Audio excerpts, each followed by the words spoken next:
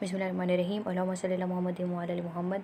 अस्सलाम वालेकुम dear students, हम कोर्स कोड 8601 को स्टार्ट कर रहे हैं और इसके इम्पोर्टेंट क्वेश्चन जो कि 5 ईयर में अक्सर पूछे जाते हैं तो उनको हम डिस्कस करेंगे। सबसे पहला क्वेश्चन हम डिस्कस करते हैं characteristics of in an effective teacher. Most important question है। तो अब हम पहले देखते हैं कि ये इफ़ेक्टिव टीचर क्या होता है। टीचर इफ़ेक्टिव तब होगा जब उसके टीचिंग से बच्चे ज़्यादा से ज़्यादा सीख सकेंगे। ठीक है, जिस टीचर में अब हम नीचे चलकर कुछ करैक्टरिस्टिक्स पढ़ेंगे कि 12 हैं, 12 करैक्टरिस्टिक्स खूबियाँ होंगी, उस टीचर से बच्चे ज़्यादा सीखेंगे। ठीक है, तो वो टीचर क्या कहलाएगा? इफ़ेक्टिव है। यानी इसके पढ़ाने का तरीका इतना अच्छा है कि बच्चे ज़्यादा से ज़्यादा इससे सीखते हैं, बच्चे की लर्निंग में इजाफ़ा हो रहा है, उनके इल्म में इजाफ़ा हो रहा है। लेकिन अगर नीचे चलकर जो क्वालिटीज़ हम डिस्कस करेंगे उनमें से टीचर के अंदर वो क्वालिटीज़ नहीं हैं, करैक्टरिस्टिक्स नहीं हैं, तो वो टीचर इफ़ेक्टिव टीचर नहीं होगा, क्योंकि उन खूबियों के ना होने की वजह से बच्चे उतना नहीं सीख रहे जितना उनको सीखना चाहिए था। ठीक है, तो आइए देखते हैं कि अब इफ़ेक्टिव टीचर की कौन कौन सी क्वालिटीज़ हैं। पहले हम डिस्कस करेंगे पर्सनल क्वालिटीज़। पर्सनल क्वालिटीज़ वो जो टीचर की ज़ात में होनी चाहिए, हर वक्त टीचर उनको मद्देनज़र रखे। पहली एक खूबी है फेयरनेस। फेयरनेस का मतलब है अदल, इंसाफ करना या बराबरी करना।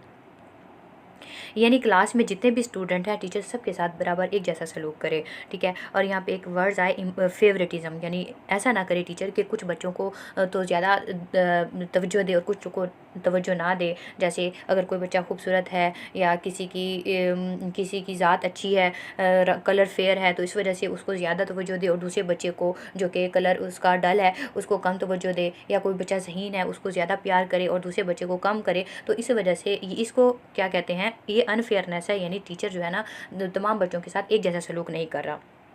इस क्वालिटी को, अनफेयरनेस को बच्चे नापसंद करते हैं और फिर वो उस तरह से नहीं सीखते जिस तरह से उनको सीखना चाहिए था, क्योंकि क्लासरूम में सारे बच्चों को बराबर सीखने का मौका नहीं मिल रहा। कुछ बच्चे हर्ट हो रहे हैं टीचर की इस खुसूसियत की वजह से, जो कि वो बराबरी का इन्वायरमेंट नहीं मुहैया कर रहा बच्चों को।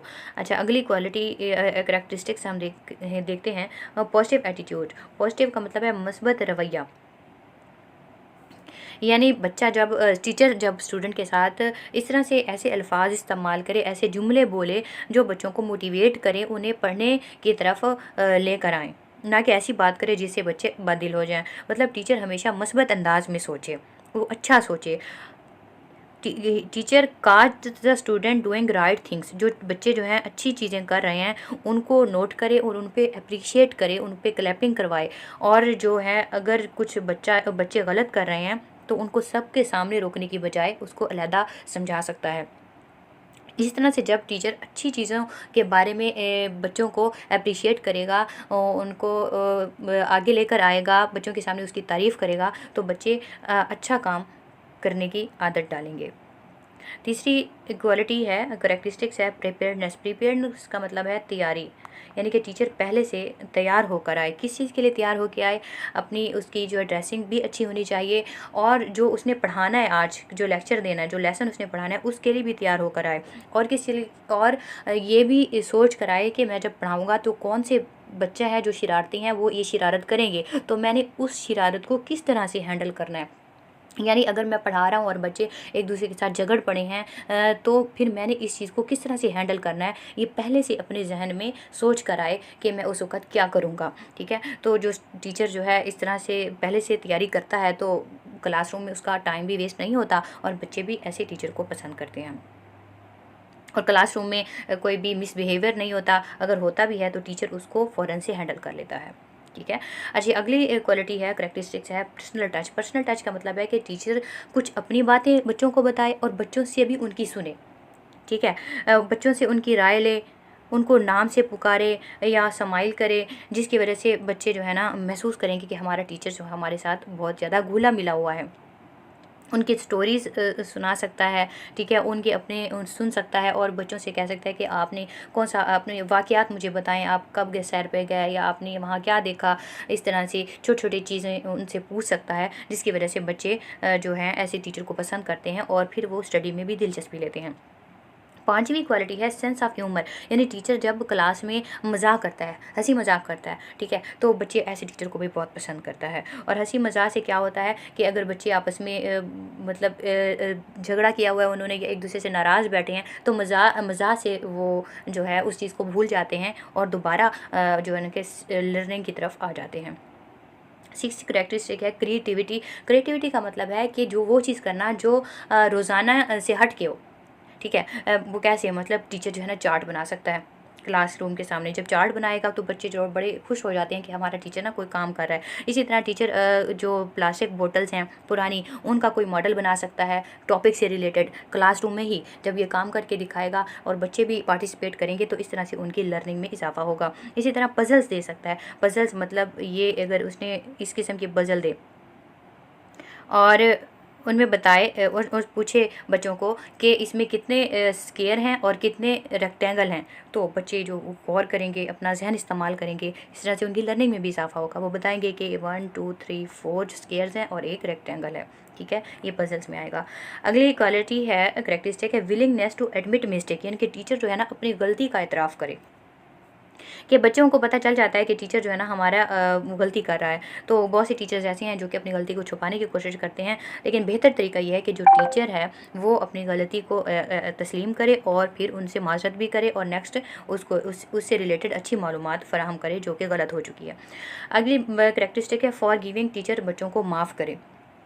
बच्चों को ये समझे कि ये तो बच्चे हैं, इनसे गलतियां होनी है, उनसे ज़िद ना लगाए, बल्कि उनको समझकर और उनको समझाने की कोशिश करे, ठीक है। और इस तरह से फॉर एग्जांपल अगर बच्चा कोई ऐसा क्वेश्चन पूछ रहा है जो कि टॉपिक से ताल्लुक़ ही नहीं रखता, ठीक है, तो टीचर ये कह सकता है कि आपका ये जो क्वेश्चन है इरेलीवेंट है, और उन्हें कह सकता है कि आप मज़ीद आगे जो मैं आपको पढ़ा रहा हूँ आप इसकी तरफ ज़्यादा तवज्जो दें, ठीक है, और बाद में इस चीज़ को भूल जाए और बच्चों को समझाए बजाय बच्चे से ज़िद लगाने के, ठीक है। रिस्पेक्ट की बात करते हैं कि टीचर उस बच्चे जो है ना टीचर चाहता है कि बच्चे मुझे रिस्पेक्ट दें, तो वो उसी वक्त हो सकता है जब टीचर भी अपने बच्चों को रिस्पेक्ट देगा। वो कैसे देगा, जब बच्चों से कोई गलती हो जाए तो उसकी गलती को सबके सामने पॉइंट आउट करने की बजाय जब वो अलहदा उसको पॉइंट आउट करेगा तो बच्चे को एहसास होगा कि टीचर जो मेरी सबके सामने मेरी गलती को नहीं बयान करते, मेरी इज़्ज़त का ख्याल रखते हैं, तो मुझे भी अपने टीचर को रिस्पेक्ट देनी चाहिए,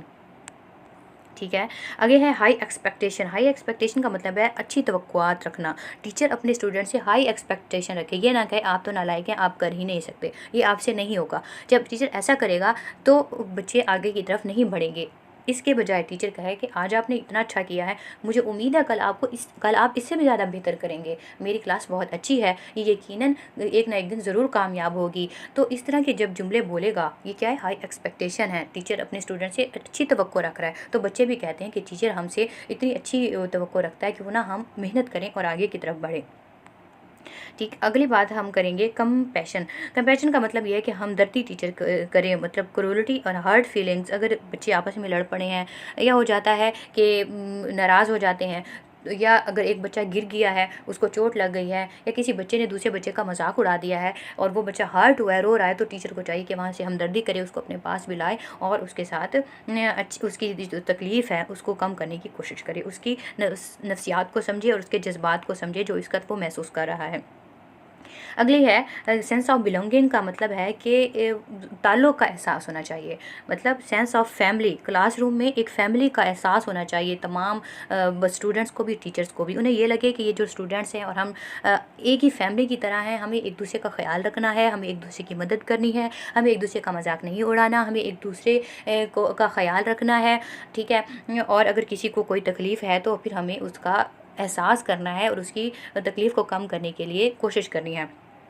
अच्छा, टीचर इसके लिए मुख्तलिफ स्ट्रेटजीज़ कर सकता है। मिसाल के तौर पर वो पिक्चर एल्बम बना सकता है, एक ऐसा एल्बम बना सकता है जिसमें सारी पूरी क्लास के सारे बच्चों की तस्वीर होगी, तो बच्चों को लगेगा जैसे हम एक फैमिली की तरह हैं और फिर एक दूसरे का ख्याल करेंगे। इसी तरह उन्हें एहसास होगा सेंस ऑफ यूनिटी, इत्तेहाद भी क्लासरूम में पैदा करने चाहिए कि आप इकट्ठे होकर रहें, मिलजुल कर रहें, एक दूसरे का ख्याल रखें, क्योंकि एक इफ़ेक्टिव टीचर है वो इस चीज़ को समझता है कि जब बच्चे इमोशनली और फिज़िकली सेफ़ होंगे, ठीक है।